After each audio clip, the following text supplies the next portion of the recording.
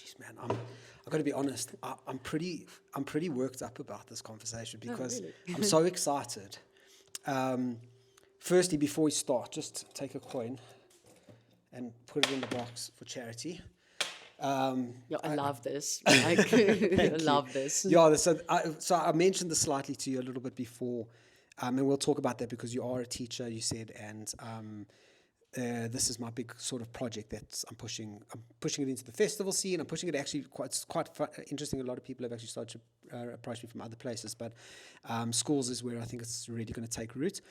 But when you give to charity, whatever you're doing, like start it off by giving to something to charity, and like it blesses it with a good vibe, should be successful. So getting into it, firstly, welcome to the Extrapreneur 360 podcast. I'm stoked to hear this is your first podcast. I'm truly honored. Like you, as I say, I'm really worked up about this conversation because you are without a doubt, and you're going to blush a lot, and you're going to be, and I know this is hard for you because you're that kind of person, but that's what I really want to show people, just what an awesome human being you are. You are without a doubt one of my favorite DJs, not one of my favorite DJs, you are my favorite trance DJ. And you are one of my favorite human beings at the festival, just because of who you are as a human being. So, yeah, firstly, you take over. You just introduce yourself. Tell us who you are. Thank you so much. And get ready, guys, because this human. I've been excited about this. Yeah. Thank you so much also for inviting me, course, and yeah. for our chats that we've been having at Yes, festivals. yeah. It's been really nice. And then you said, like, let's do something like this. And I really think it's a good thing to actually get to talk to DJs like this, and not just DJs, but like even normal festival party goers, because it's good to get people's insights about festivals and everything around that. So I am Anya. My DJ name is Universal Space, and I've been, I would say, probably being in the psytrance scene since the end of 2017.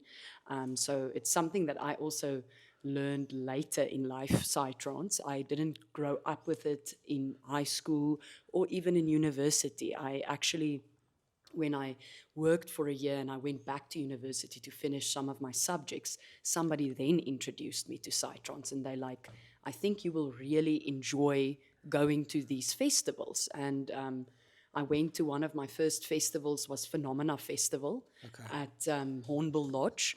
And my favorite venue by far, because it takes me back to the future days, future gatherings. Yes. Anyway, sorry. And it was actually a techno. It was actually a techno event. So I was, I just wanted to go and experience a event like that, an outdoor festival event. And on the Sunday morning, they played some psytrance, and the first people I ever heard was Hippie Mafia. I knew you were going to say that, yeah. I just remember that the music totally engulfed me. Like I felt I was like, I didn't care about anyone else on the dance floor. It was just me and the music. And it totally spoke to me, and I was moving so well, and I felt like while I was doing that, I felt like I was working through things in my life. I know it sounds so very weird, but while I was dancing, I was like feeling empowered. I was feeling that things can be all right. I was, and I feel like that's the power of music, the power, so, and then after that, I started like really wanting to experience that a lot more. And that's then when I went into and started finding out about Earthdance and, all of the other festivals. And then Moksha, still that stage. Wow.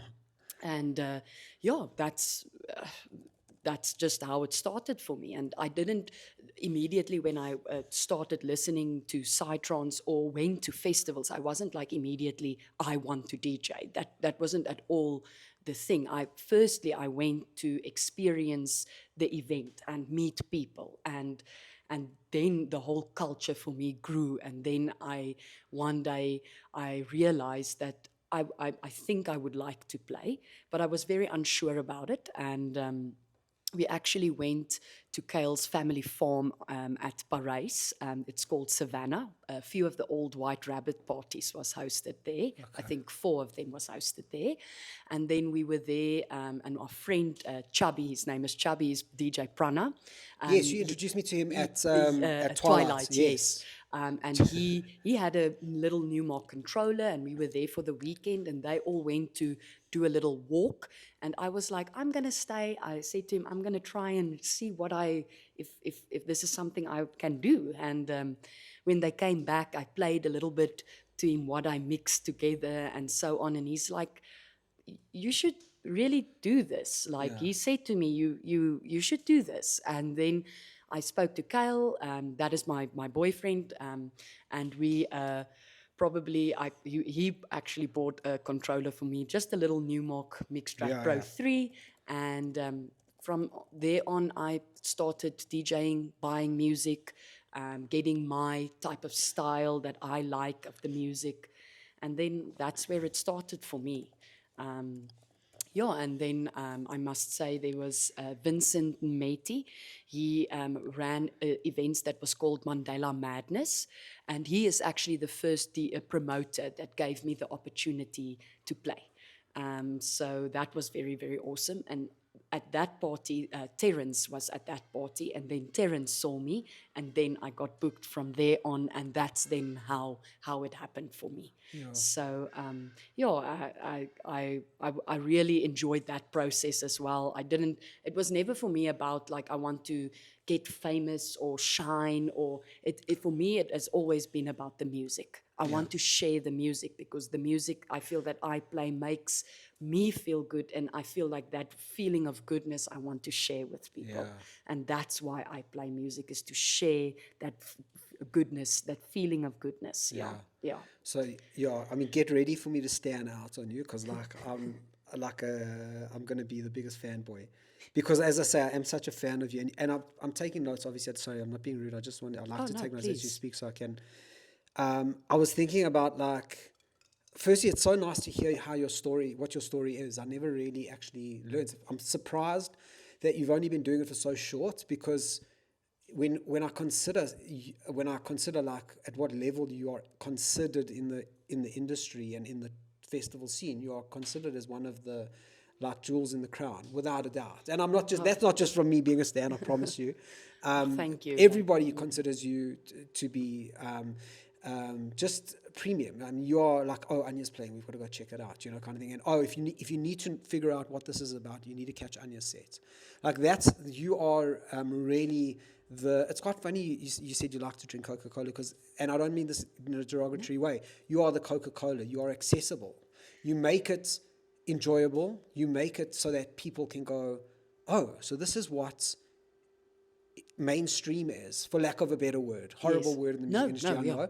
But this is what I'm getting myself into. I get it, and I enjoy this. Yes. So it's just such an interesting way to hear, like the story you've told me about how you got into it is really, I'm not surprised that's and what you say about what your drive for DJing is doesn't surprise me either. You said so much there that I think was, I was thinking about, like, when I was preparing for this conversation, about, I'm just excited to talk to you. I love you very much. But I was like, how can I? And I think the best way for me to kind of describe this was for me to kind of, or to present you to the world from my perspective, is to describe my journey with you. I first came across you at White Rabbit. I'd caught you a couple of times, but I never really clicked into the music that you were playing until White Rabbit last year. And then I just realized 2 p.m. like in the afternoon. I think it was 7, 8 at night. It was actually quite late. Yes. It was like 7, 8 at night, but it was getting the party started. And I just stood there again, also on the dance floor alone, feeling like nobody else is around. It didn't matter who was around. Like, this girl's playing this music just for me, and I'm getting it completely. Like, that's what your sets do. And it's so beautiful to hear you say that's what you want to do, is you want to share that music.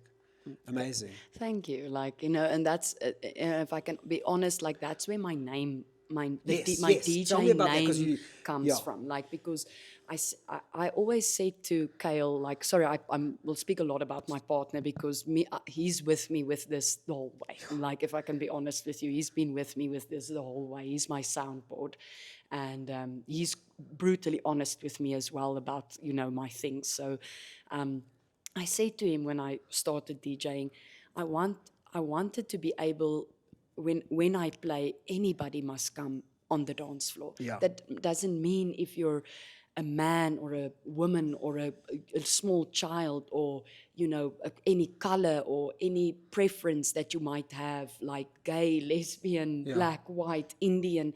You must all come. You yeah, must all come, and you must all feel welcome. yeah, And that's why I stuck to the universal.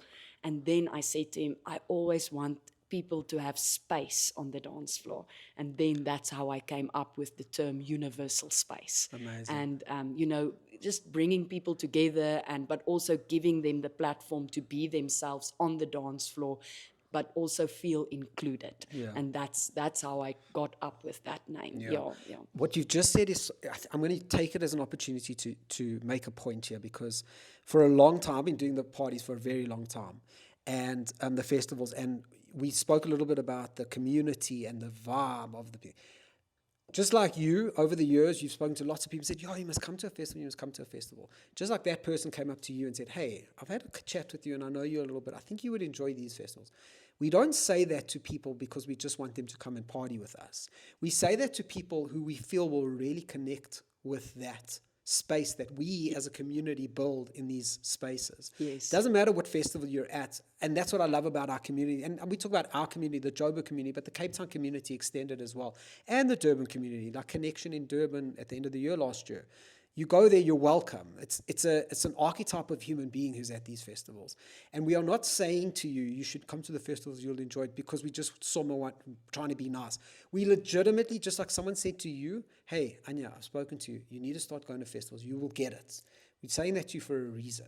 And I think what you just said about universal space is exactly the kind of thing that we are all trying to achieve, them. or build, like, just, community, like bringing people together. And I think that is also something of the psytrance scene, or the festival scene. It's very bad for me to just say it's psytrance, because I think in our festival scene there is place for the techno, there is place for drum and bass, there is place for psytrance, and there's even place for a little bit of a chill stage, a down tempo, or a just a desert tech stage. So I don't want to just classify our festivals to one genre, because all of those people come together and form our community. Right.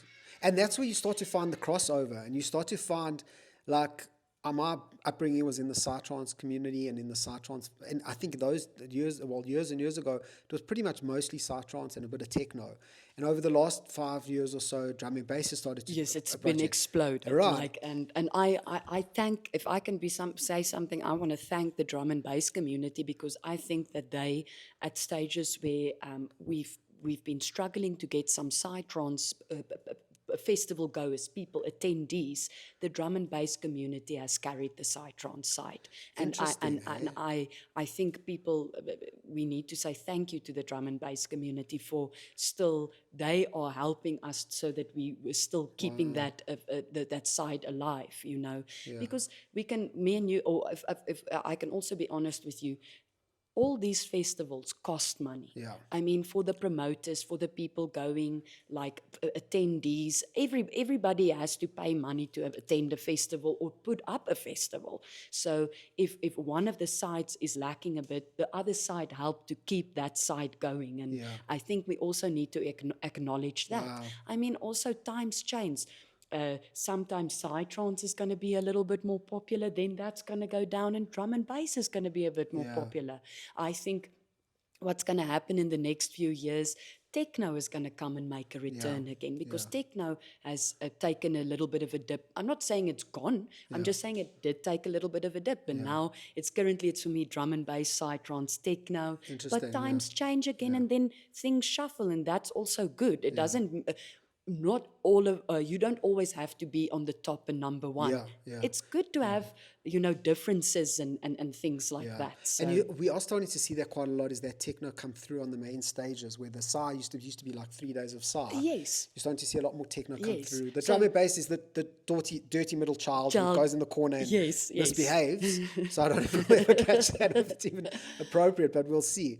But it's the first time actually that someone from and I don't want to pigeonhole you into the psytrance place, but that's obviously your, and it's not just psytrance. We will talk about your genre, because I think that's quite important as well, because my feelings. But it's the first time I've heard someone from the psytrance community, or a big time in the psytrance space, say, actually turn around and go, hey, wait a minute, we would be struggling a lot more if we didn't have the drum and bass heads coming through. Yes, like I will say that truthfully, and that's why I say, like, we need to make sure that we acknowledge that, because it's good. The drum and bass community must know. I feel like they helped the psytrance community a lot in the last couple of 2 years, especially after COVID. I mean, festivals now is starting a little bit to pick up, but still not. People have to choose. If we have in Joburg 8 festivals in a year, people now have to choose which 2 they can go to. Where before COVID, people went to all 8. Now suddenly, I get it. Promoters are struggling. Event organizers are struggling because tickets are not being sold. And it's not because people don't want to go. People don't have money.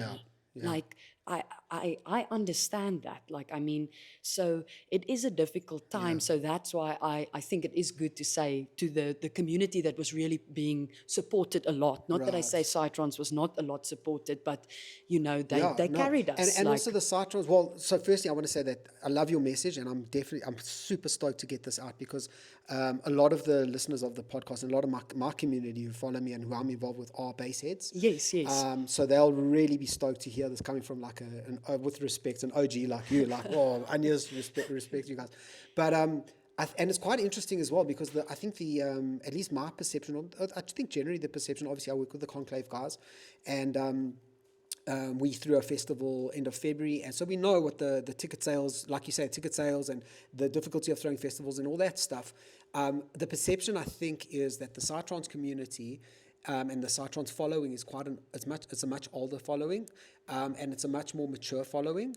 Whereas the drum and bass, the bass heads are a little bit more of the youth, a little bit, and generally there's a perception that the bass heads have less money because they are younger, they students, first jobs, maybe second jobs, but but like you say, nobody has money these days. So it's quite interesting to hear what you're actually saying is, like, even with that, the bass heads coming through and saying, hey, we got you guys. We want to come to these festivals. We want to participate in this outdoor thing. Yes, we are gun fingers and bass faces and things like that, which aren't always so hippie in the bush, look at the stars. Yes. We still want to participate, and here we are, and we're going to show up. If I can be very honest, the drum and bass people bring a vibe. Yeah. They bring a different vibe, and that's not to say that doesn't fit into the psytrance vibe. Drum and bass people leave it all on the dance floor. What a compliment. They leave it all on the dance floor. They give everything to a DJ when they go. The same as psytrance people. They also give everything to the DJ when they dance. So I feel there is those connections, and that's why it actually does work. So you just said something so I was writing down. You give everything to a DJ. It's so nice because your perspective as a DJ, we as like just normals, and it's quite funny because I recently probably got myself into trouble telling my one mate Dylan that DJing's easy, bro. I don't know what the problem is. And he got all bleak with me, and then I made a promise that at the next Konklave festival I would play a set. So now I have to learn how to DJ. I know how to DJ, but I don't know how to DJ well. But it's quite interesting because your perspective as a DJ is like, we appreciate the shit out of you guys when you're hoying on the dance floor. We know you are having a jaw and you appreciate us, but we actually appreciate you back. Huge. which is quite an interesting thing that a lot of people come to and this isn't just a festival thing, this is on a nightclub or whatever it is. Yes. A lot of people don't appreciate that the DJ is actually getting high off this as well. Yes, like when people enjoy when I play music, I even enjoy it more. Like it's not about, oh yes, the people are enjoying and now I can enjoy it. It's not about that. It's just, you feed off that energy of those two guys in the front are stomping their hearts out. I feel like I want to just give them more energy. Like Amazing. it's this whole thing of notice. feeding off each other, and it's truly wonderful when that is created on the dance floor. Amazing. Like Yeah, we tend to forget that I do a lot of that, standing on the dance, just staring at the DJ, like getting mentally into the music kind of thing, and I forget to dance sometimes. But we tend to forget like the energy that we bring is quite important for the DJ. Yes, it truly is, and then also it's important for a DJ to also try and give energy back. You know, like I know not all DJs always love to interact or dance, and that is also truly fine. You know, like it is. Sometimes it's nice when a DJ does maybe just acknowledge when you go off the stage that person that danced really hard.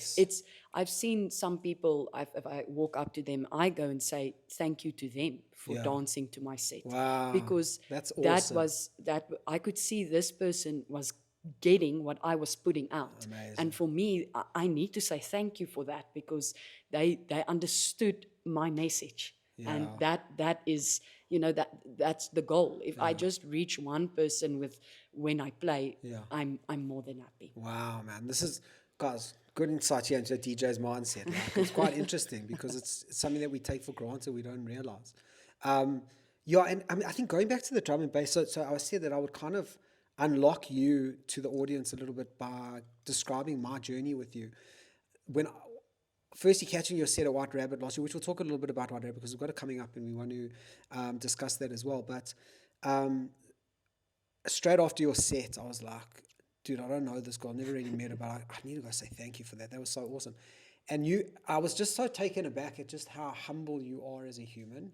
It's a defense. I don't know if it's a defense mechanism or what it is, but it completely disabled me. I was like, dude, this chick, she's not even egotistical at all. She was just hoid like 200-300 people dancing their asses off, and she's just like, oh, thank you so much. Like, but like, she really appreciated it. And you know how I know you really appreciate it? Because when I walked away, your boyfriend, I said hello to him or whatever, and then I walked away, and he kind of pulled me back and said, hey, mate, thank you. Like, even he appreciated me saying thank you. Like, that's the kind of people you guys are. Like, that humility just is so disabling. It's unbelievable. Oh, I really appreciate that. If I can also, if I can comment on that, I've never seen myself now, because I DJ, as not as a festival goer. Yes. I'm still a festival goer. I'm still like any normal festival attendee. I just play music and want to share that. But that doesn't make me better or higher up than anybody that is going and paying for a ticket. I feel like we're all equal Bringing there. that energy, It's not because I play music that I have to now, I'm still a normal festival goer enjoying the festival. Yeah, that's amazing, man. That's really cool, because there is a, I mean, we've all been to parties, we've been to festivals, and there are some DJs out there who don't have that attitude. No, they have this true. Stick up their ass about, oh no, I'm a DJ. And that is true. I know that some DJs has a big ego. It is what it is, but for me, each to their own. I'm a big person of each to their own. I will also never judge a person that is now maybe like they because if they have an ego, it must be because they are good. Mostly it is because then that DJ is very, very good.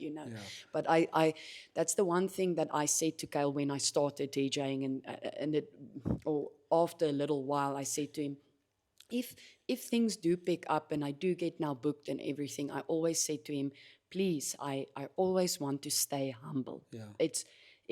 I will not be able to DJ if it isn't for the festival attendees. Yeah. So that's why I always say to him, I want to stay humble and always be thankful for anybody that has come to support me. Yeah. Because it's a big thing. But and I think that carries over, because, and going back to my journey with you, when we were throwing some 360 parties last year for the Konklave, drum and bass 360 parties, and then we decided the third party, I said, hey guys, let's do a 360 triple threat, like drum and bass, techno, and trance. Yes, and the guys, they said to me, because they're much younger, and they're also like not in the psy or the trance community at all. They were like, all right, dude, like, you let us know who we're getting to book. I mean, what do you mean let you know? There's only one person we can book. Like, that is gonna make sense in a drum and bass environment, that's going to unlock trance music for these bass heads. And we're there for a short time. We were there 5-6 hours. Yeah. They're going to go through 5 or 6 sets, like 2 sets of drum, or a drum and bass, a techno, and then we're going to have the trance in the middle, because we're only having one trance DJ.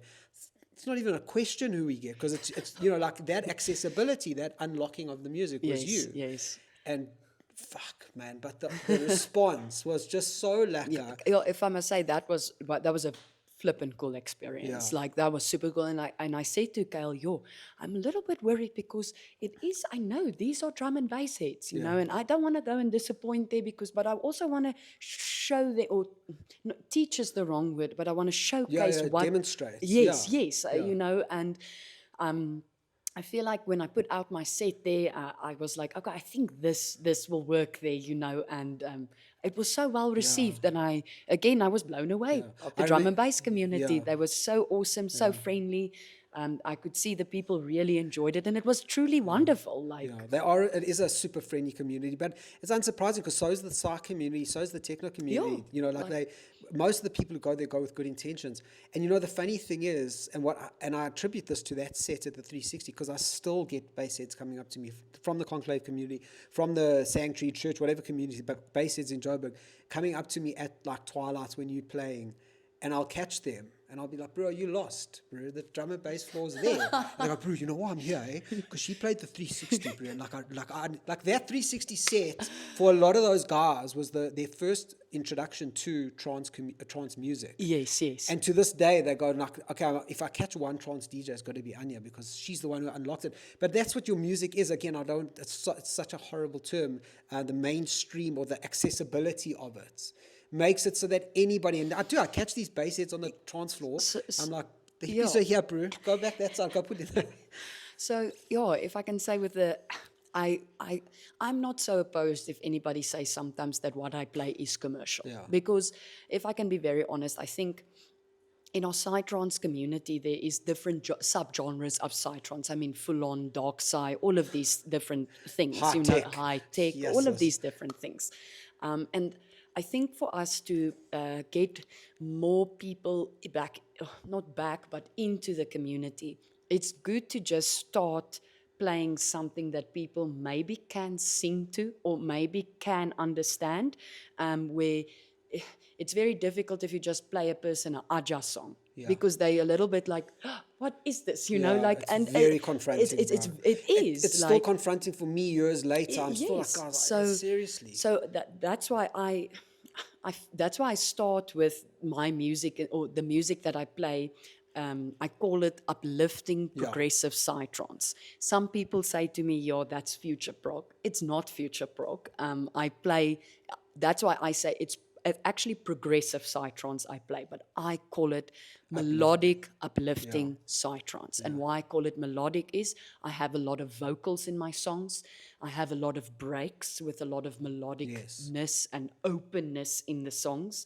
And sometimes I also do play a little bit of a pop song here and there, a sing-along song. I know it's corny or cheesy or whatever, but that's how I feel like that's how we can introduce people to more psytrance, because then you start delving into things. Because people start. I feel like it's good to start with people like Neelix and Fax and Morten Granau, and after that you will delve deeper into the more psychedelic realm.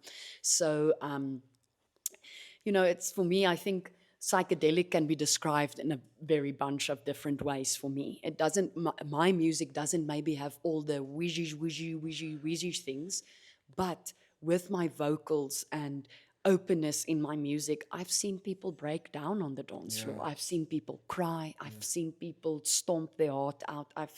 I've seen people fall down and was like, what is this? And that for me in its own way is psychedelic. It doesn't mean it has to have all these extra noises and all of that also in that, you know. But I feel like it's a good entry into the psychedelic realm or psytrance, and then people can start delving deeper into other music that they like or the subgenres of psytrance, you know. Yeah, and it's totally, what you've just described, I think, is for a lot of people, is that journey, because now, like a year later, I start to see those bass heads still on the dance floor after you've played 2 or 3 hours later. And that's what happens, is you come to check out Anya, and she's got this lacquer music that is really accessible and poppy and fun. And then you're just like, that was an awesome set, man. Let's stick around for a little bit. And the next DJ comes on a little bit harder, or a little bit something else that's not that, but you're just going, hey, this is still pretty cool. It's all still trance. Yes. I guess that's where the BPM comes in, which is, I agree with you. I think we do need that. And I think, again, because at the end of the day, a lot of older festival goers will say, no, we must keep the festival small and like mustn't involve more people and all that, which I get. But for the producers of the festivals and the promoters and stuff, that's tough, man. They want to grow these festivals, and they want to get more people there. You need attendees to make sure that you can put up a proper event. I mean, like, just a little bit in the back scene when Kyle and I was a little bit more involved with White Rabbit, because it was held on his family farm. The amount of stuff a festival organizer has to go through to make sure that an event runs smoothly and properly is immense. Like, people, I don't think the attendees really realize. Like, sometimes those event organizers are there for 2 weeks before the event is for 3 days, like they have to set up, they have to lay cables, they have to do decor. So all of these things also, like we said again, it costs money. So that's why we need people to come and attend the party so that we can put up this amazing event. Decor, sound. Can I tell you, it sounds dumb, the table on which the DJs DJ. Do you know how expensive it is to hire that table? It's a dumb thing, but you need this big table for the CDJs. Like, it's amazing. So there's all these little willy-nilly things that has to go into a party, and that's why the festival scene needs to grow, because so that we can put up these amazing parties. And to the people who are worried about that, I would say, like, go to a Cape Town party and you'll see 3,000 people. Like, we are scared of that in Johannesburg. We're like, hey, 500 is a lot. There's a lot. No, that's nothing. That's a little drop in the bucket. I mean, go to Cape Town. Go and check a party there that is 5,000 people. And yet you've got the same. I mean, it's a different vibe. So, because I was in Origin in end of January with the Konklave crew, and we went to Origin, and I walked around Origin. It was my first Origin. I've been to a couple of Cape Town parties, but it was my first Origin. And for those who don't know, Origin is the or it's one of the oldest Cape Town parties. At one stage, I think they were doing like 7,000 people or something, and they cut it down after COVID, I think.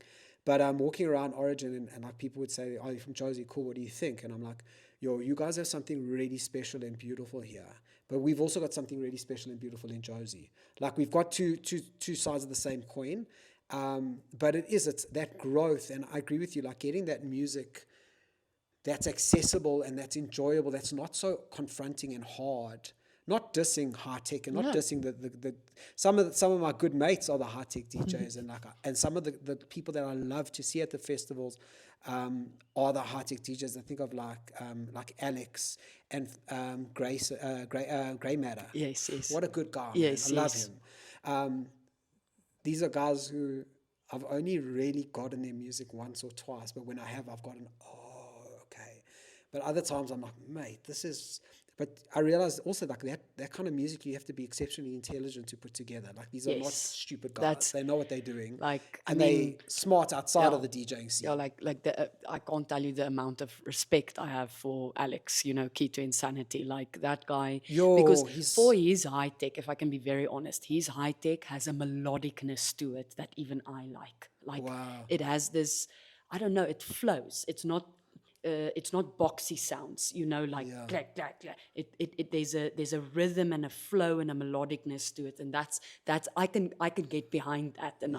And he produces all his own stuff. I mean, Does he? Eh? he like that guy is truly amazing. And to produce high tech, to produce, it's you need to know what you are doing there. Like honestly, And on the production front, I mean, I think I want to go back to something else that you said about.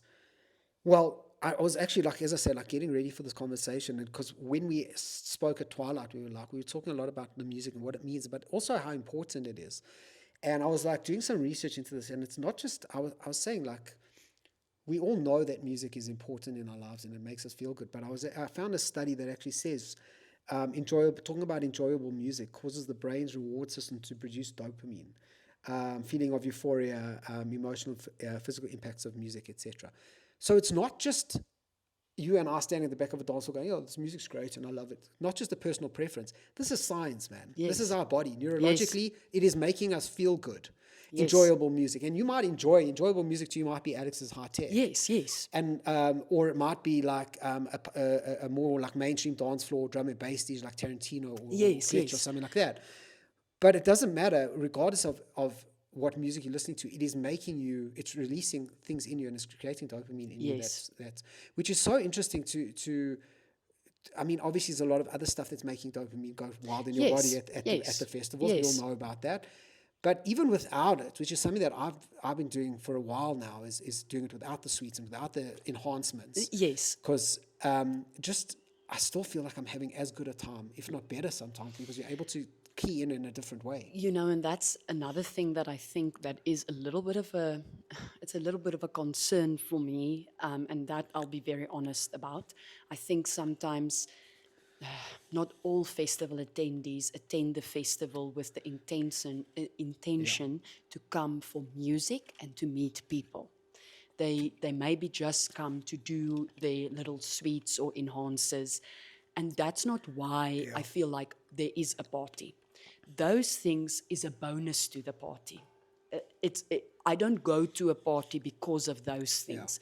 I go to a party to share, to meet, to dance, to listen, and any of those things is a bonus if you are delving into to do that. So that is a bit of a concern for me. I think that we should go back to, when you attend a party, before you delve into anything, first go to the dance floor and connect. Yes. Go and be on the dance floor for 3 to 5 hours without anything and just dance and feel the music. And see if you actually need or want it after all that. I agree with you wholeheartedly. Yes. I've always said that for a long while is the best night of any festival that I go to is generally the first night. Never take anything. I don't drink anyway to begin with, but I don't take anything the first night because you're on a high. You've been like out of Joburg, you're out of the work week, you're out of your stress in town. You're now at the festival. You're seeing your bras. You're connecting. All of a sudden, it's 11, 12 o'clock at night, and you're going, bro, I can push through to 2, 3 in the morning. I don't actually, that first night, and I would say, like, that's one of the things I recently said to quite a young guy, a 21-year-old I was having a conversation with. He was having some struggles with his girl and the drugs and that sort of thing. She had taken a bad batch or something. And I said to him, I was like, mate, you're 21 years old, bro. You've got more natural energy and dopamine and serotonin in your body than anybody else here. Do yourself a favor and just make a plan to go to a festival. Even if it's just make a plan for one day of the fest, just don't do anything. I promise you, you will survive and you will still have as good a time, if not better a time. Because you won't wake up the next morning feeling shit. You won't wake up stressing about that. You won't go through the night with a headache or with a sore jaw or whatever it is that goes on. Just give yourself a chance to try it sober. Yes, no, I totally agree with that.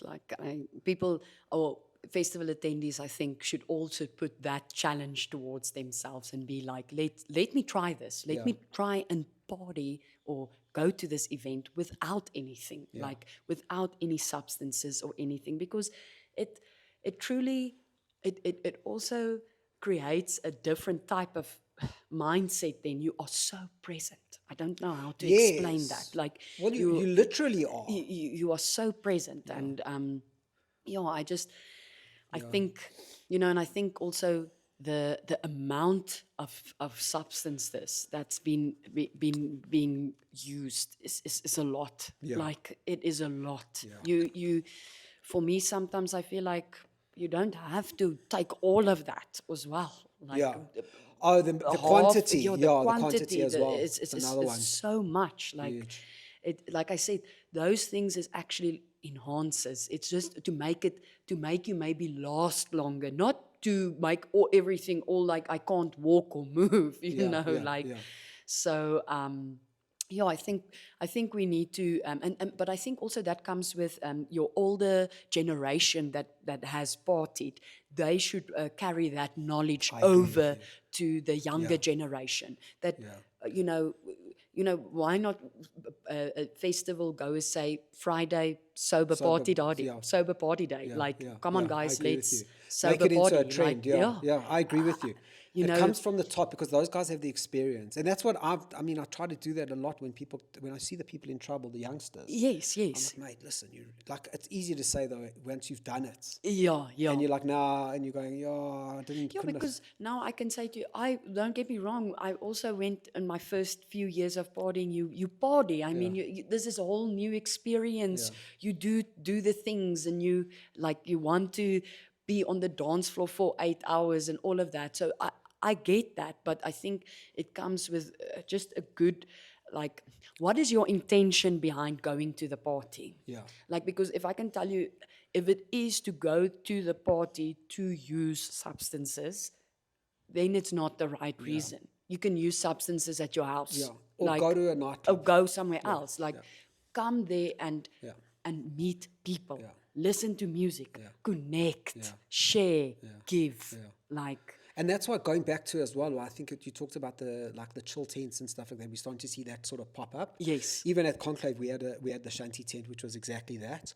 And it was absolutely highlight of the festival for a lot of people. Like, a lot of people just chilled there. Space. We had an ice bath. We did motivational talks and wellness, yoga, all that stuff. And it's about saying, hey man, in fact, I should go to the festivals not to take the substances. Let me go reconnect just on a sober level, without taking anything, and then when I'm back in town, I can take these stupid drugs and whatever it is that I want to take. I really don't want anybody to get me wrong here. Please do what you want to do. It's each to their own. Yeah. But I think we must it's everybody's responsibility in our community to look out for one another and teach good drug culture. Yeah. That's what it's about. It's fine, do your thing, but people need to be aware what can happen, how you can behave. We've all seen, there is instances at events where things can go a little bit haywire if somebody maybe has too much and they are completely unsure of where they are currently. And those things we can try and avoid by teaching good drug culture. Yeah. It's a great, and I know that it does happen a little bit more. It's starting to come through. Look, it happens in Europe quite steadily with the testing of drugs and the removing of the stigma of, you're a druggie or whatever it is. No, you're a recreational drug taker. You want to make sure your drugs are clean. I found it in Cape Town as well. The parties there, they do the testing. Have testing tents, and that's awesome. Zero risk. Just brew. We want you to be safe. If you're going to do it, we'd rather you did it safely. Yes, that precaution. But it starts with teaching that good culture. Yeah, exactly. It's got to come from the top. It's got to come from the bellies. Yes, I agree. And it's anybody that has been in the psytrance scene for a lot of many years. We need those people to come back and help us with the younger generation and help them to say, hey man, come sit here. And that's how I was taught. Show them how, I don't know. That's how I was taught at a party. There was the older generation people taught me how to do things. How do you last a whole weekend? It's by eating. People don't eat at a party. Why? Eat. And people don't eat at a party. Then they drink booze. Get dehydrated, and then they take something as well, and then it just doesn't go well. And then you can't understand why they're passing out. People don't sleep. It's okay to sleep. I know people you don't want to have FOMO, but then sleep you all have the lineup. Sleep in a time when there's somebody you don't like that is playing. You must. That's for me is the three things you need to eat, sleep, and rest at a party. Then you'll have a lacquer party. Yeah, it's so true, hey. And it's one of those things where guys, especially the youngsters, they come in because they are still strong. They got that bull mentality, like, oh no, I can do this. Of course you can. Doesn't mean you should. Just because you can doesn't mean you should.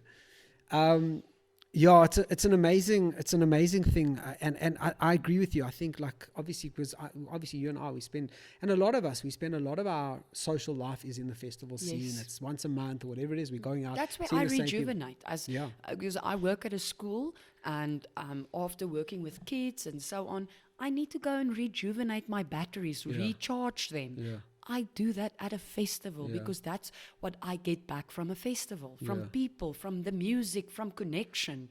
And, like, that's my release to go to a party. It's quite interesting. It makes me think, because I'm also coach businesses and individuals in business and sort of whatever they're struggling with. One of the key advice that I give them, or when often people say to me, no, like, bro, I struggle to get through the day. And I'm like, well, what does your day look like? And they go, no, cool, well, I do meetings. And I was like, well, you're doing all these meetings in the morning. You're burning your energy. You're full of battery power in the morning. You're burning all your energy out on these meetings. But being around people often gives us energy. So schedule your meetings for the afternoon when you're lower on your battery and get energy from other people. And like a lot of the people that I speak to about this, the minute they implement this into their life, they're like, geez, dude, I'm at about 3 o'clock, I'm so buggered, but I got 2 meetings.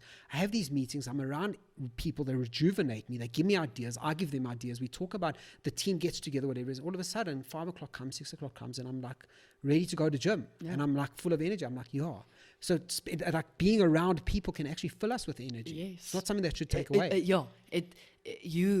That's why I say, like, I go to a party to recharge my battery, because that's how I feel. I don't feel like there's just people there. There's people that come there and give, and then you give back, and it just, you feel good after that. And that's why I enjoy our party so much. It is a recharging of my battery, totally. Amazing. I love that.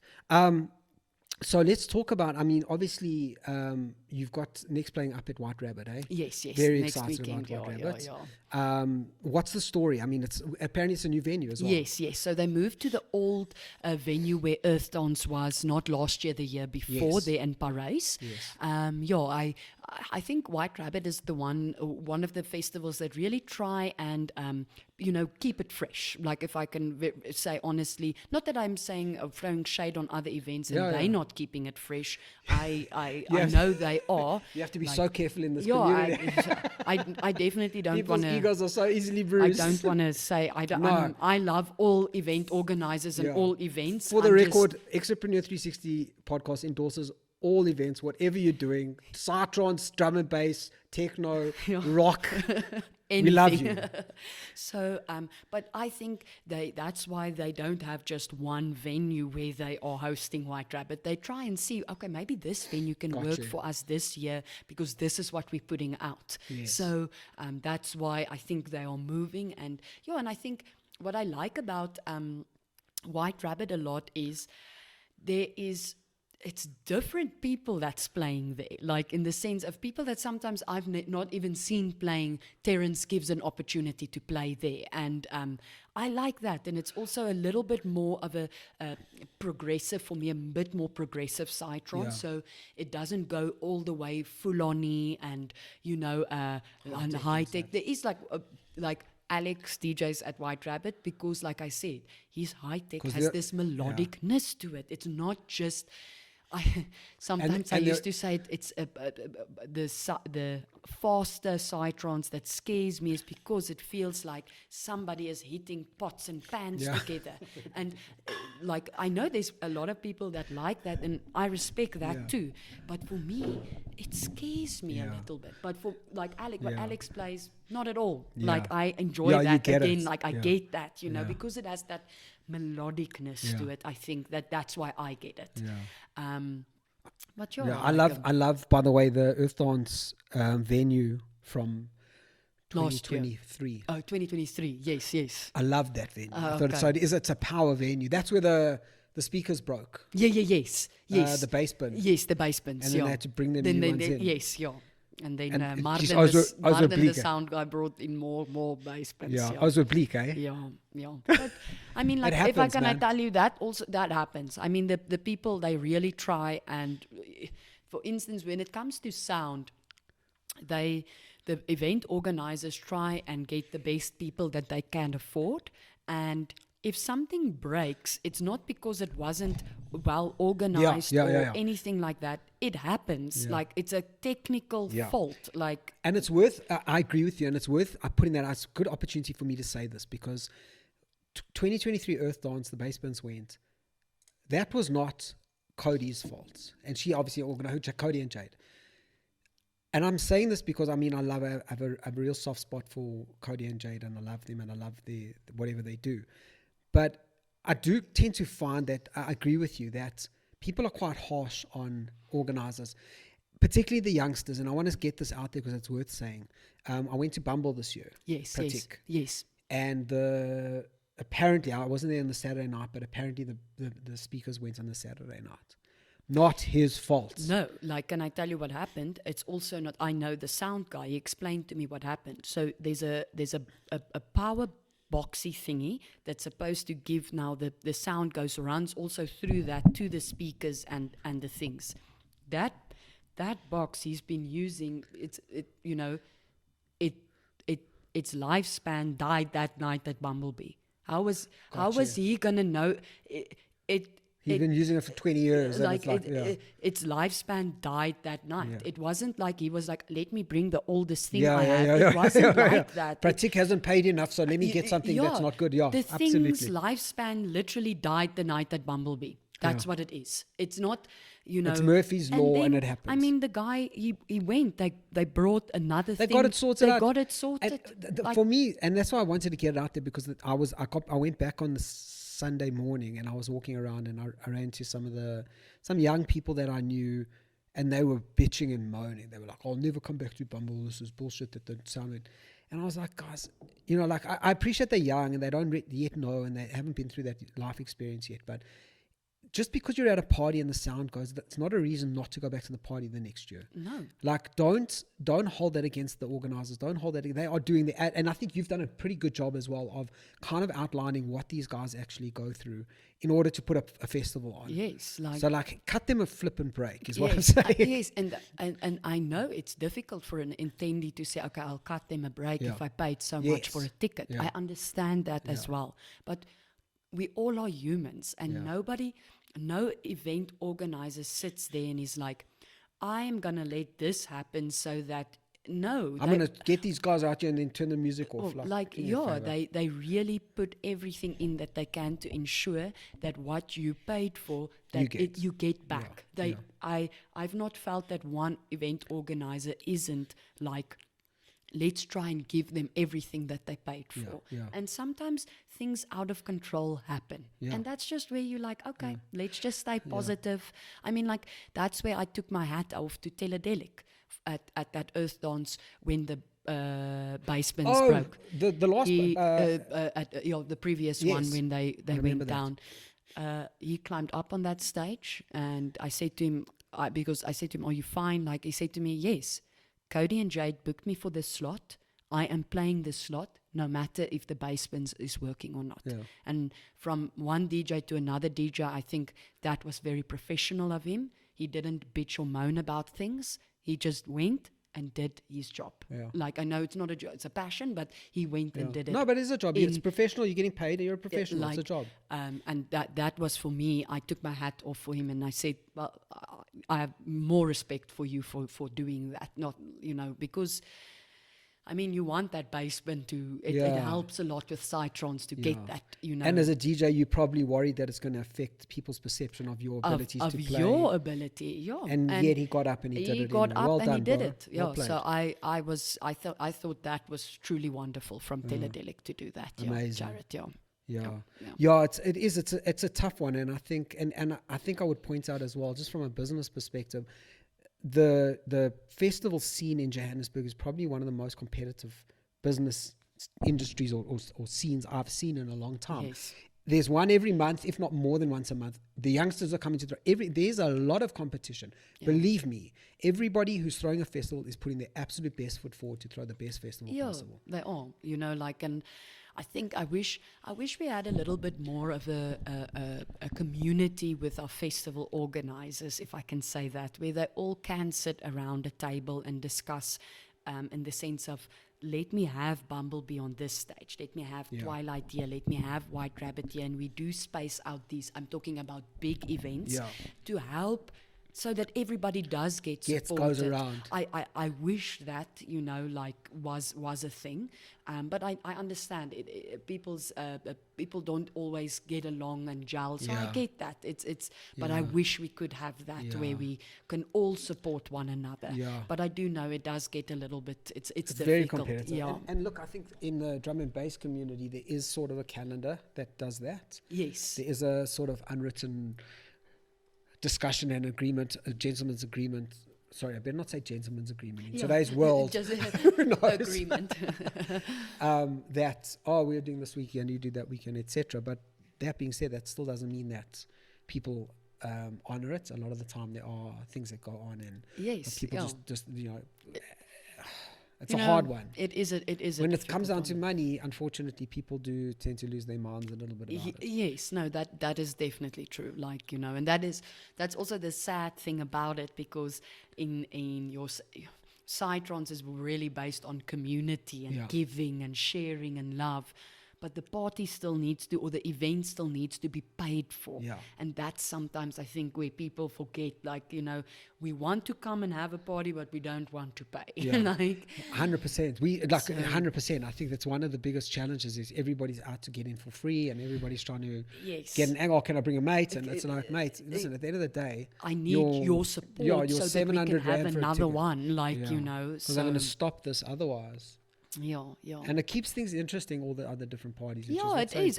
It's good to have competitive parties. I think it is a good thing, I just think we should all be respectful then also of one another's parties. And we don't need to throw, anybody needs to throw shade on anybody. All parties that is in Joburg, I think, is the organizers are doing the best that they can 100%. Do, and we should all be thankful that we are having parties. I don't know, after COVID, everything could have just fallen flat here, and we wouldn't have anything that could have happened. So I think we all should try and support where we can, and not have bad words to say about technical stuff at a party. I that's the one thing I think attendees must understand. I promise, a festival organizer does not want anything bad to happen at their party. Either is the sound goes off, or the toilets block up, the toilet or is it rains, for God's sake. The weather. Can I tell you, organizers get blamed because of the weather. And can I tell you, when some festival organizers put out a date, they keep checking the weather from January until it is that date. The Friday before the Thursday before the event, then there's now weather. There I feel like we as festival attendees need to be more resilient. When I was at a Cape Town party, I played a party where Ghost Rider and Ranji and Minimus and all of them were there. That's dope. I think there was 3,000 or 5,000 people at that event, and it was miserable cold. It was what time of year was it? Raining, it was March, and it was raining. And let me tell you, those people did not leave that dance floor. Showed up, They did not leave the dance floor. And then I feel sometimes, I feel like our people think or festival attendees, they're going to melt if they get wet now. Guys, we can't lose to the Cape Townians, man. We cannot lose to the Cape Townians. Pack 5 bags of clothes in for the weekend. Pack 5 bags. Get changed in 3 outfits on a Saturday. Get wet. But stay on the dance floor. Don't leave. You've definitely given me a real appreciation of a DJ's perspective, which is so nice, because Yeah, we tend to, as like festival goers, and for years I was just a festival goer before I was involved in like throwing parties or like involved with the DJs. You're just like, oh yeah, no, I'll show up and they'll be there and this will go down and that'll go down and it'll be all good. And it's like, you've really, even that story about Teledelics is like, really, it's really good to hear what goes. And that's what kind of what the journey that I'm on with the podcast a little bit is. I'm starting to, the people that I rub shoulders with all the time at the festivals, like I have good conversations. I'm like, let's talk about this on the podcast. Other people should know about what your opinions are. Yes, and I think if I can be very honest, I think this is really good. There's you need to even get more people on here, Yeah, and that's my they need goal. to tell you like the things that does go on behind the scenes, Yeah. like this. Like, Yeah. I mean, if I can tell you about an incident that happened at White Rabbit on Kale's farm. So listen to this. It was I think the fourth White Rabbit. There was a hailstorm on the farm. Now, let me tell you, hail as big as this was falling down. People were fine. Some tents was pierced with these hail, like, okay, but people were fine. Now what happened is in Paris, the tower for the power got knocked out. The substation got blown up because of the hail and the lightning and all of that. So 2:00 that morning, Cal and I, because now, we're the property, the venue, we need to make sure everything runs properly there. Cal and I walked to the bathroom because we'll get back to a bathroom now at a festival. Got there. Now the pump that sends water to the bathroom is off. Yes. So there's no water in the toilet to flush the toilets.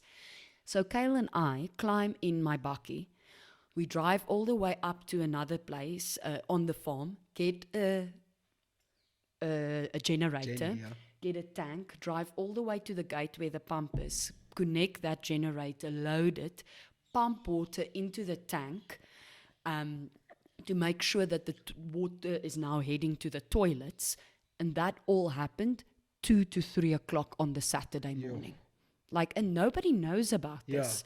One person just came to me and said, sorry, there's no water at the toilet, and I'm so thankful for that person because it was so busy at that stage. I checked that everything is fine and going well, but I'm so glad that that person also came and said, sorry, there's no water there, and then we could sort it out. But I mean, that's also where we need festival attendees to bring things to the attention of the festival organizers and their helpers or, volunteers or whoever. Go and tell somebody there's something not right there. They will try and fix it and do the best because they want to throw a great party. Man. They want to throw the best. I mean, that's, for instance, one little story I can tell you of what happens behind the scenes.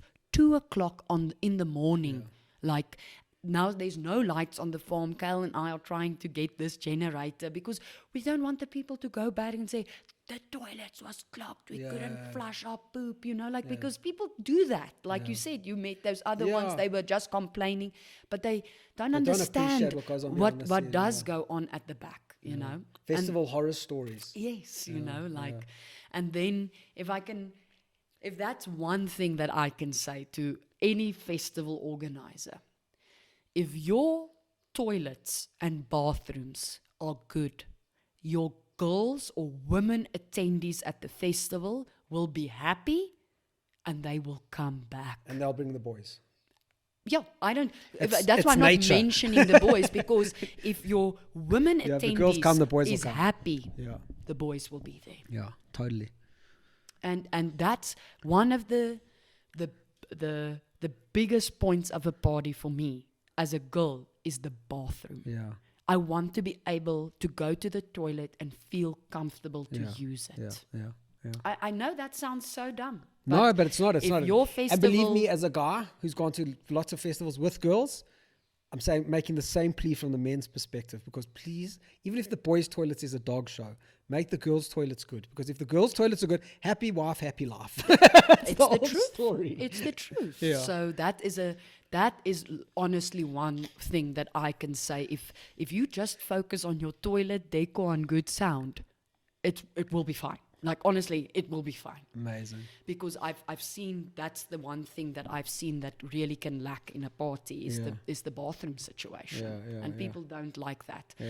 Can I honestly say, I'm not so talking so much about a shower. Like, if you're young and so on, even when I came there the Friday, I changed clothes and had a wet wipe or what, but I can shower the Sunday when I get back. I know it sounds maybe like I'm a disgusting person, but it's okay. Like so for me, one of the biggest selling points of festivals ever is natural body of water. It didn't used to be until I got into appreciating cold water. Like now I can do ice baths and stuff.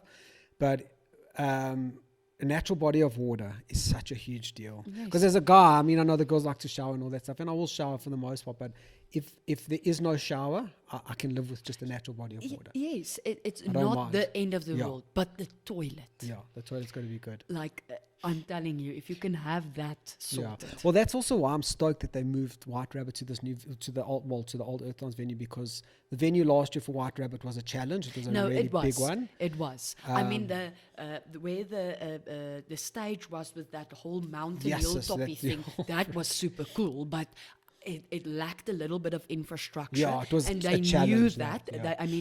But I must say, I was very happy that people persevered through that part. Listen, that they enjoyed that event a lot, and that's the one thing I can say about the community. I know we're all a community, but the attendees that is supporting White Rabbit a lot. They're very resilient, I must say. Like they come because I think.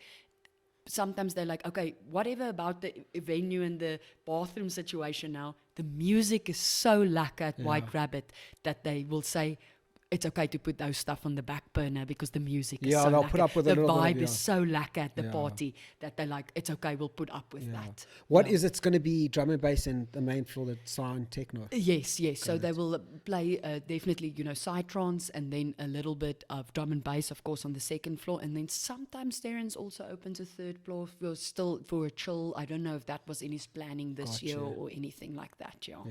Okay. So, No, well, listen, I'm looking forward to, and I would love to do the charity project. We can chat about that. I'll chat to Terence because I'm actually, I usually do his jock file for the events. So I'm like the health and safety officer as well. Cool. So then I will definitely touch base with him because this is a very very cool this is just the concept of it, just to bring it to this space where we're all in such a good mindset and we're all about open-mindedness and free will and being open to socializing and all that.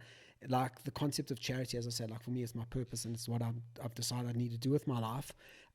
Bringing that into the space and saying, hey guys, and people don't even need to give their own money. We sponsor the money, but like just doing the good deed is about. Yes, it's getting that into the community or into a person about doing something, giving, Yes, we give you a coin, you put it in the box, and then generally what you find is people go, oh, fuck, I've actually got a $10 here, and you put it in, and all of a sudden, and then they go home and they start going, giving charity is not hard. No, all of a sudden it becomes a habit. That's the goal. No, it's good to teach somebody how to do something that's why we're doing it in the schools, is because for the youngsters, man, you instill the concept of charity, or just, it doesn't even have to be the concept of giving money, just the concept. And charity doesn't have to be about giving money. It can just be about thinking about other people, the plight of other people or the needs of other people. And that's what I see a lot of at the festivals as well. A lot of the time people, they don't need money. People are not walking around at a festival needing money. It's not about money.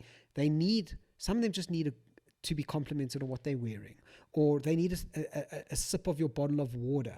They don't know they need it because they've taken drugs and they're on inner space. They don't even know they need that. Yes. So you go up to them and say, bro, yes, you got white stuff in your mouth. You need some water, bro.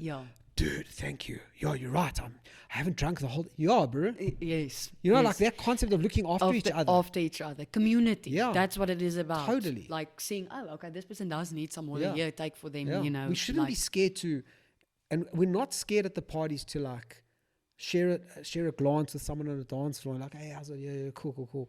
We shouldn't be scared to check in with people and say, bro, how are you doing? Have you eaten today? Have you slept today? Because you're looking fucking rough, bro. Yes. Don't take it the wrong way. No. I want you to have a good party.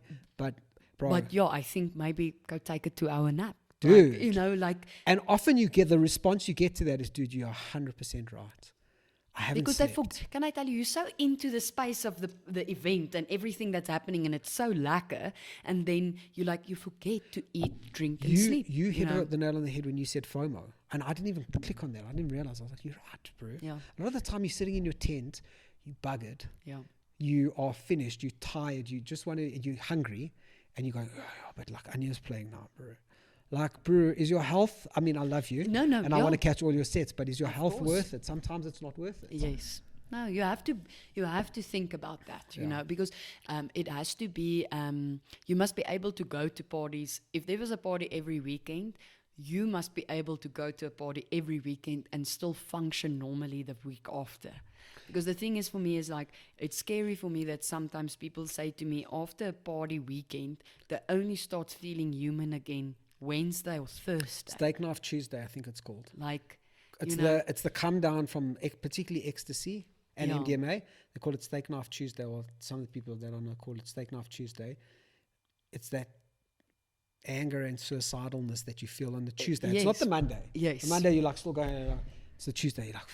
Yes. Goodness. So and then you can't carry your life on like that. Yes, that's not sustainable. No. So that's also why I say the good drug culture will teach you that you can't over the weekend do 10 pills. Yes. You can't do that. I'm not saying don't do a pill. I'm just saying don't do 10 pills. That amount is not sustainable. And we want you, since you started partying with us when you are 19, to party with us until you are 80. Yeah.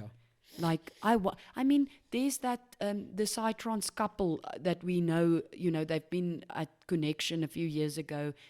I mean, those people are 75 or almost 80 years, that couple. And they, the only way how they could do it is not by partying sustainably.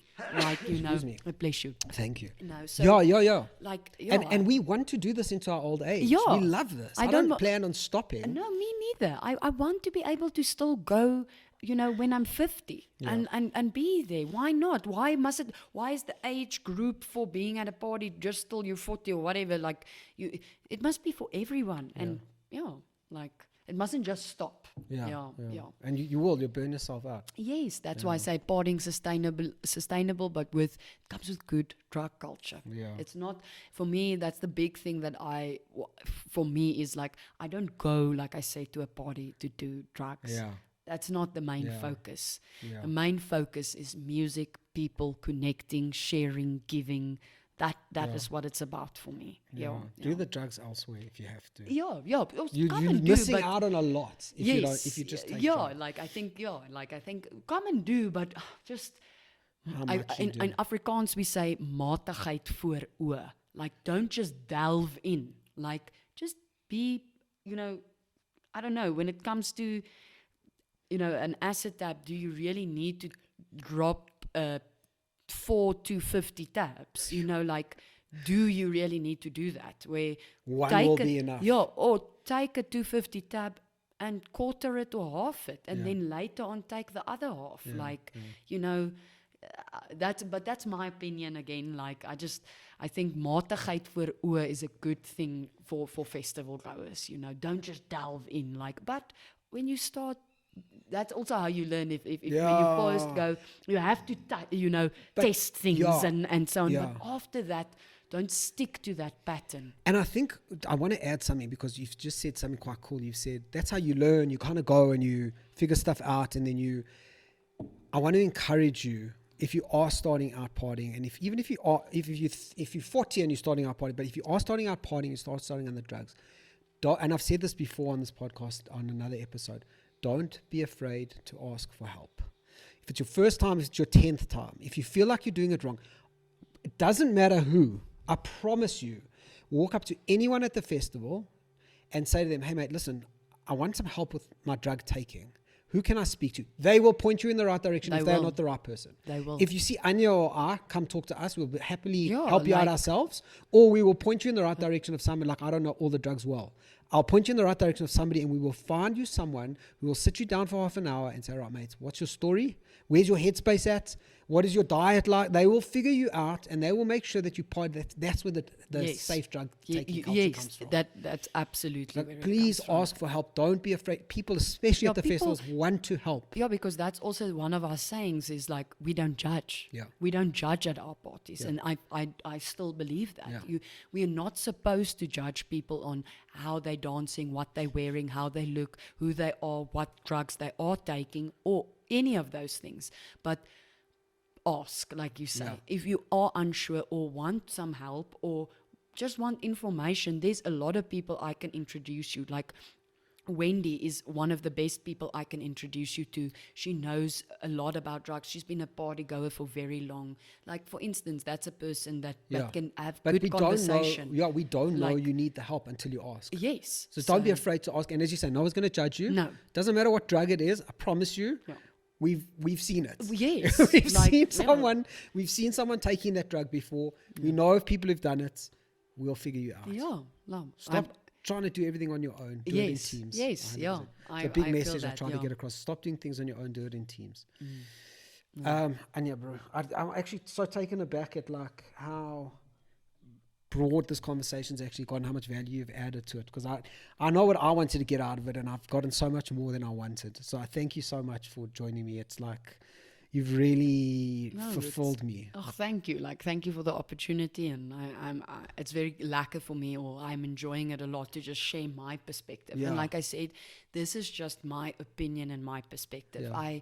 I'm not here to diss any genre, anyone, any organizer or anything like that, because I think, like I said, I think people in our community, organize attendees, sound people, the crews, the setup crews, everybody is trying to do the best that they can for our community. And I just think we all should try and stand together and try and support one another and not break each other down. Like, try and get to a drum and bass party, even if you're not a drum and bass set. Like me, I should get to a drum and bass party. I know that. Like, and delve a little bit in there and ask somebody there, listen, I'm the first time drum and bass person here. What must I do? Like, help me here. Like, you know. I'll sort you out at White Rabbit. I'll make sure. I'll take you for a visit. Yeah, because it is, and like that's the other thing. You don't have to spend hours and hours on the dance floor. Like on your first time, go dip your toe in. Yes, just go go check and it out. see. Like, maybe ask someone there, hey, but what am I why listening do to? you Who's- like this? Who's You this know, DJ? Yeah. What's the vibe? What's a gun finger? What should I do? So just quickly, White Rabbit is not this weekend. Today's Friday. we're Yes, so shooting. it's So next this weekend. episode I'm going to get out in a rush so that we can promote White Rabbit a little bit and get some people there to Friday next week. Yeah, no. Out in in Paris. Yeah, it's by Paris. It's literally by Paris. Beautiful. Yeah. Okay. Nice little venue, like, you know, the old Earthdance venue. I think it's what I like about this White Rabbit is the funny promotion little things that Terence did. Like for I think for a week now, and the following week at 4:20, he sells 21 tickets at 120 Rand less than what they are supposed to be sold at.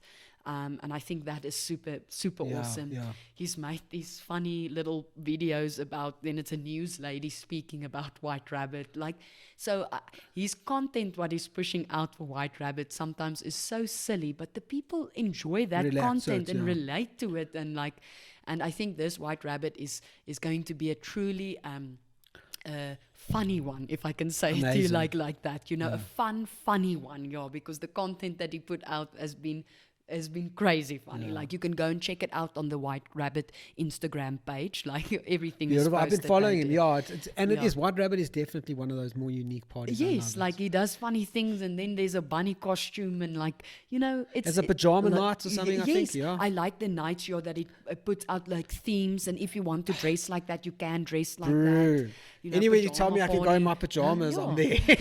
So that's awesome. And I think also what I like sometimes is he likes to give the DJs a 2-hour slot to play. Yes. It's just such an interesting thing you've just said. I'm sorry to cut your word. No. We've recently, obviously off the back of the Konklave Festival, the guys were talking about that, saying, you know, the days back in the day, you used to get 2 hours, 3 hours sometimes. And now it's all like 1 hour, 1.5 hour. And it's quite a challenge for a DJ to giving them that full 2 hours, 3 hours. Yes. It changes the way you DJ, doesn't it? No, it does. Like, I mean, like, if I must be very honest, like, also when you do DJ, or for me personally, it does take a lot out of me if I can, because I'm so concentrating. Like, when I'm done DJing, I'm tired. Yeah. I tell Kyle, like, oh my word, I need to rest quickly for 15 minutes. Yeah, right? yeah. But Well, you're on edge. Yeah, You because zoned in. For me, You're I tweaking. say to him always, like, it's not about if I make a mistake or whatever. It's about, I don't want to disappoint the Yeah, people. it's huge, I man. want them to have a good time. I want to bring it. I want them to enjoy it. Like, that's what Can it's you about. see now why you're my favorite DJ? Because like that's your attitude to it. Like, yeah, so... Yeah. So that 2 hours is important. Yes, it's enjoyable, you know. Like, I do love playing an hour and a half. Sometimes I love playing an hour, but I like the fact that he gives us that opportunity to play a 2 hour slot at White Rabbit. It is really awesome. Yeah. And can I tell you, then you... people get to play longer and be showcased more, like, and then he has DJs there that you also don't always see. Yeah. So then they get to play 2 hours. Like, I think that's really nice, you know. Like, and main stage decor is always fresh and funky.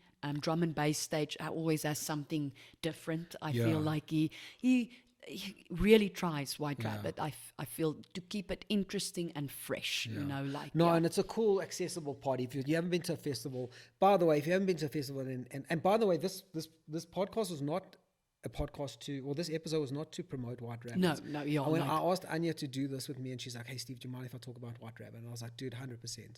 Because as I say, I'm backing anybody. Anybody who's going to the effort to throw a party, to add anything to the scene, I'm behind you. Yes. As long as you're not doing harm, I'm behind you all the way. Yeah. So just want to caveat that. Yes, We talked a lot about, please. but we talk about White Rabbit because it's a bloody fun party, and it's a very accessible party. If you have never been to a festival and you're watching this and you're going, "Hey man, this sounds quite interesting. I'm interested." Get in touch with Anya or I, and we will take you with us, and we will like guide you through the festival. We'll introduce you to the people you need to meet. We will make sure you've got a crew to hang with, and we will make sure that you are looked after, and you will have a good time. Yes, I think the one thing why I say or talk about the party, right, or this White Rabbit, is this is a very good party for people. I can almost say Earthdance is in the same caliber, for people to be introduced to psytrance or the community, our festival community, drum and bass, psytrance, techno, whatever it is. It's a good party to introduce people to. Like, I agree. and then from there on, people will, I feel like, start delving into all the other parties. Totally. Definitely, because it's gonna hook them. Yes. You know, You'll I find just your- feel like this one is very welcoming. Not that the others are not. I'm just think to introduce people to the type of music that is played at our festivals. This one is a good one to take a first-time person. Because I've heard people that say to me, "Okay, they'll go to White Rabbit." After that, they went to a Bumblebee. They went to a Twilight. They went to an Earthdance. But they went to It was a White good Rabbit. It was a introduction. good introduction. Yeah, That's all yeah. why I think it. You know, it's a to grow our festival community. It's a good one to take people there for the first time. I agree, and you're 100% right about the White Rabbits, and the Earthdance is another great one. I agree with you. That's a good intro, and then you can start once you've found your people, your tribe, your music. Go to Bumble for the high tech. Yes. Go to Ubuntu for the more go to heavy Ubuntu. psytrance. Yes, like you must. Go hit those parties. Go to Konklave for the drum and bass, or Bass Safari for the drum and bass. You can find your niches, but if you are just playing with the idea or toying with the idea, and also don't be afraid of the cold. You don't even notice it. I think people are scared. People are scared, and can I tell you? That's why I said to you, or to you, like when we were speaking about. Pack 5 bags in. Yeah, there's no reason not to go. 100 jackets in. Do that. Like, pack 5 pairs of undies, 100 pairs of shocks because your shoes are going to get wet. Do that. Come prepared to a party, to an event. Come prepared. It helps a lot.